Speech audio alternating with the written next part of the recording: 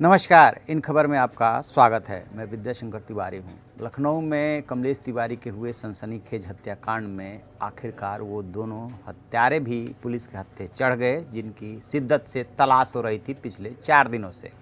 लेकिन अफसोस, UP police खाली हाथ रह गई।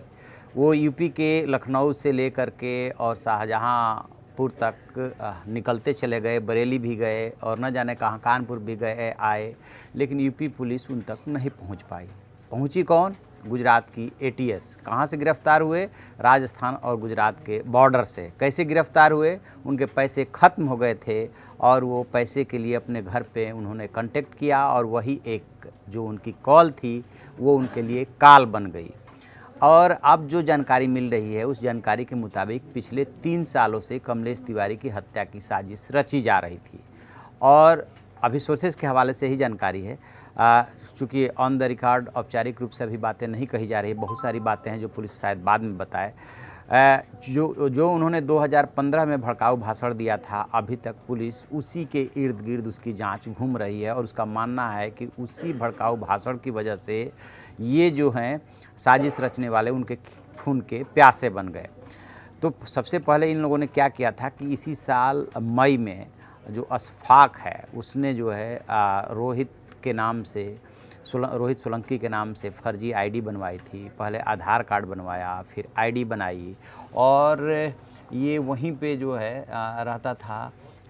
जो अशफाक है वो ग्रीन व्यू अपार्टमेंट में वहीं गुजरात में के सूरत में, और जो मोइनुद्दीन है जो पठान है वो उमड़वाड़ा की लो कास्ट कॉलोनी के रहने वाले हैं। जो असल जानकारी ये है कि रोहित जो है, रोहित कुमार सोलंकी, वो जो हिंदू समाज पार्टी है वो गुजरात के जो अध्यक्ष है जैमिन दवे, उनसे संपर्क में आने के बाद उस पार्टी का वो आईटी सेल का हेड हो गया था।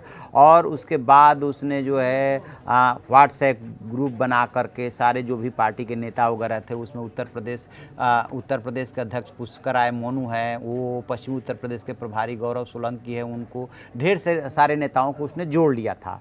और वहाँ से गुजरात से चलने से पहले उसने जैमिन दवे से भी कांटेक्ट किया था और फिर जो है इनसे पुष्कर राय मोनू से, जो कि उत्तर प्रदेश का अध्यक्ष है, उनसे भी कांटेक्ट किया था और उनको भी आने के लिए उसने कहा था, लेकिन उन्होंने कोई काम बता करके नहीं आया। कहा कि इसे जो है फिर देखेंगे, कभी मुलाकात होगी। तो ऐसा लग रहा है जैसे कि वो कमलेश तिवारी की हत्या के साथ साथ इन सबको भी वो निपटाना चाह रहे थे कि यदि मिलते जाते तो इन सबको भी वो निपटा देते, क्योंकि कहीं ना कहीं ये सभी के सभी नेता हिंदू समाज पार्टी का प्रतिनिधित्व कर रहे थे और उसके विस्तार के लिए काम कर रहे थे। और ये जो है अशफाक, वो तो इत्तिफाकन साजिश के तहत इसमें शामिल हुआ और ऐसा लग रहा था जैसे कि पार्टी का नेता और कार्यकर्ता हो, और बाद में जो है उसका जो मकसद था वो इन लोगों का सफाया करना मकसद था।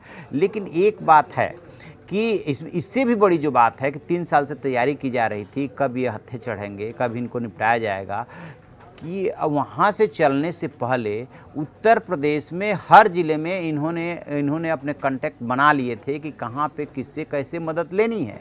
गाड़ी की बुकिंग गुजरात से होती है, उनको गाड़ी वहाँ लखीमपुर खीरी में मिल जाती है, और उसके बाद वो बरेली में भी एक मौलवी से हेल्प ले चुके हैं। अब हालांकि मौलवी साहब अभी इनकार कर रहे हैं कि हमने कोई हेल्प नहीं की, उससे हमसे मिले वो सब ज़रूर थे। तो पुलिस इस बात की तहकीकात कर रही है कि अनजाने में मिले थे या जानबूझ करके मिले थे तो उन्होंने क्या इलाज में कोई मदद की थी या नहीं की थी। बरेली में उनका संपर्क, शाहजहाँपुर में उनका संपर्क, कानपुर में उनका संपर्क। तो अब जो उत्तर प्रदेश पुलिस के लिए चुनौती है कि क्या जो स्लीपर सेल हैं वो फिर से एक्टिव हो गए हैं, जो इन सूरत से आए हुए इन युवकों को जो है हर ज़िले में हेल्प मिल जा रही थी।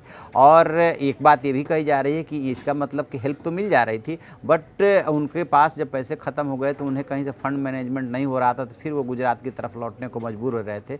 दूसरी चुनौती उत्तर प्रदेश पुलिस के लिए ये है कि वो पूरा उत्तर प्रदेश छान करके और राजस्थान घुस गए और फिर गुजरात के बॉर्डर पे पहुंच गए, लेकिन उत्तर प्रदेश पुलिस उनका कोई सुराग नहीं लगा सकी। उत्तर प्रदेश पुलिस के पास इतना बड़ा अमला है और वो कुछ नहीं कर सकी।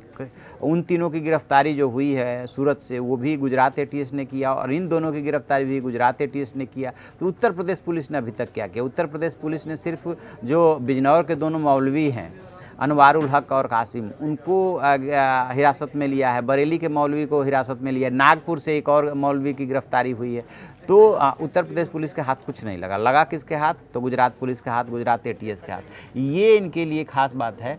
और अब ये देखने वाली बात है कि जो घटनाक्रम बताया जा रहा है, ये जो हत्यारोपी हैं, ये क्या बताते हैं कि इन्होंने कैसे प्लान किया, किस मकसद से जो है मिठाई के डब्बा छोड़ा, रसीद छोड़ा, किस मकसद से ये फिर होटल लौट करके आए, किस मकसद से जो इन्होंने भगवा कलर का कपड़ा तो शायद इन्होंने इसलिए पहना ताकि इनको कोई डाउट ना, किसी को और कोई डाउट ना हो, ये समझ में आ रहा है। लेकिन ये जो सुराग छोड़ते चले गए, उसका क्या मकसद हो सकता है? और इनके पीछे भी कोई मास्टरमाइंड है क्या? कोई आतंकवादी संगठन काम कर रहा है या सिर्फ यहीं तक है? क्योंकि जिस तरीके से 3 साल से तैयारी चल रही थी और हर ज़िले में इनके हेल्प करने वाले मिल रहे थे, उससे ये तो नहीं लगता कि सिर्फ यही लोग हैं। जो पहले 3 लोग गिरफ्तार हुए हैं वो और 2 ये 5, सिर्फ इतनी ही तक बात नहीं है, बात और बड़ी है। देखते हैं कि लास्ट में जब इनसे पूछताछ होती है और पुख्ता पूछताछ हो जाती है तो ये क्या जानकारी देते हैं। जैसे ही कोई अपडेट मिलेगा हम आपको बताएंगे। आप देखते रहिए हमारा डिजिटल चैनल इन खबर। Thank you.